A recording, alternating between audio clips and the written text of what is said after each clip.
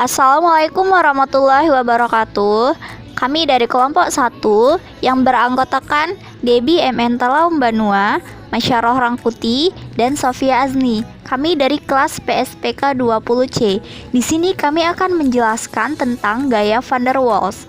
Adapun tujuan pembuatan dari video ini adalah untuk memenuhi tugas kami di mata kuliah Ikatan Kimia dengan dosen pengampu Ibu Siti Rahma. Selamat menyaksikan. Yang pertama, definisi gaya van der Waals. Gaya van der Waals adalah jumlah gaya yang tarik-menarik atau tolak-menolak antar molekul atau antar bagian dalam molekul yang sama selain yang disebabkan oleh ikatan kovalen maupun interaksi elektrostatik ion dengan molekul yang netral atau memiliki muatan. Dan ada juga beberapa istilah yang bisa digunakan dalam gaya van der Waals, yaitu yang pertama, gaya antara dua dipol permanen. Yang kedua, gaya antara satu dipol permanen dan dipol induksi. Yang ketiga, gaya antara dua dipol induksi sementara. Gaya van der Waals ini pertama kali dikembangkan oleh ahli saintis yakni Johannes Diderik van der Waals. Nah, gaya van der Waals ini juga tergolong gaya tarik-menarik dan tolak-menolak antar atom, molekul dan permukaan serta antar molekul lainnya. Adanya gaya van der Waals ini terjadi antara partikel yang sama ataupun berbeda. Gaya ini juga terjadi dikarenakan adanya sifat kepolaran partikel tersebut.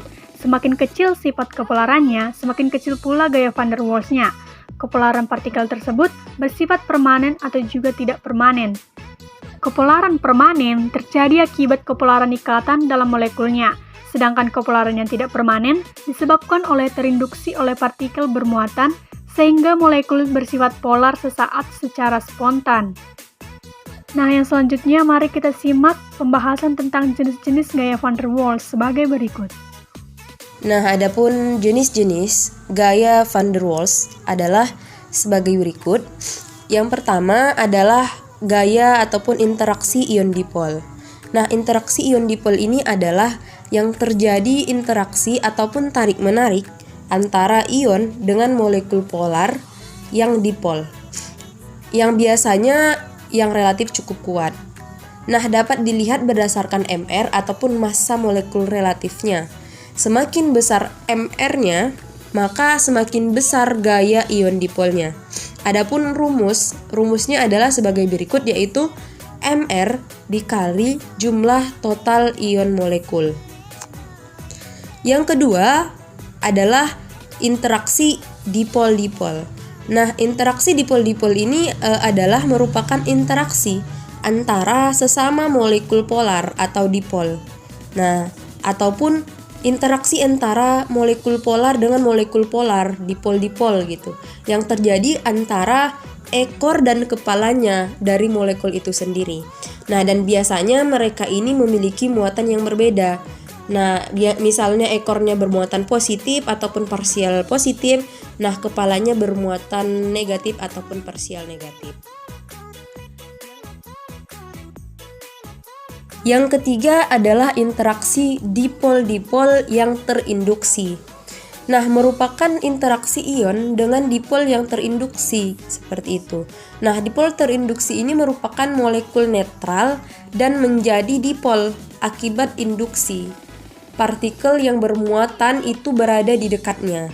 Nah, ikatan ini relatif lemah karena kepolaran molekul ini terinduksi relatif kecil daripada dipol yang permanen. Nah, jelas sekali ini sangat berbeda dengan interaksi dipol-dipol yang biasa. Seperti itu. Selanjutnya adalah interaksi ion dipol terinduksi. Nah, molekul dipol ini dapat membentuk molekul netral yang lain yang bersifat dipol terinduksi, sehingga terjadi interaksi dipol-dipol terinduksi. Nah, dan ikatannya ini sangat relatif lemah, sehingga prosesnya itu berlangsung secara lambat. Antar aksi dipol terinduksi dengan dipol terinduksi ataupun yang biasa disebut dengan gaya London. Nah, gaya van der Waals yang ini bersifat permanen sehingga lebih kuat dari gaya London, seperti itu. Nah, gaya van der Waals-nya itu terdapat pada senyawa hidrokarbon, seperti contohnya itu adalah CH4. Perbedaan keelektronegatifannya yaitu di C itu memiliki nilai keelektronegativan 2,5, sedangkan di H memiliki nilai keelektronegatifan 2,1, sangat kecil, sehingga nilai keelektronegatifannya itu adalah 0,4. Nah, senyawa-senyawa yang memiliki ikatan van der Waals akan mempunyai titik didih yang sangat rendah, sehingga akan tetapi akan semakin tinggi apabila MR-nya itu bertambah, karena ikatannya itu akan semakin kuat. Apabila MR-nya bertambah, maka ikatannya akan semakin kuat. Nah, contohnya itu adalah nilai titik didih C4H10 itu lebih tinggi daripada C3H8. Nah, dan titik didih C3H8 itu lebih tinggi daripada C2H6. Begitu juga nilai titik didih C2H6 itu lebih tinggi daripada CH4. Baiklah, demikian penjelasan kami tentang materi gaya van der Waals. Sampai berjumpa di video selanjutnya. Bye-bye.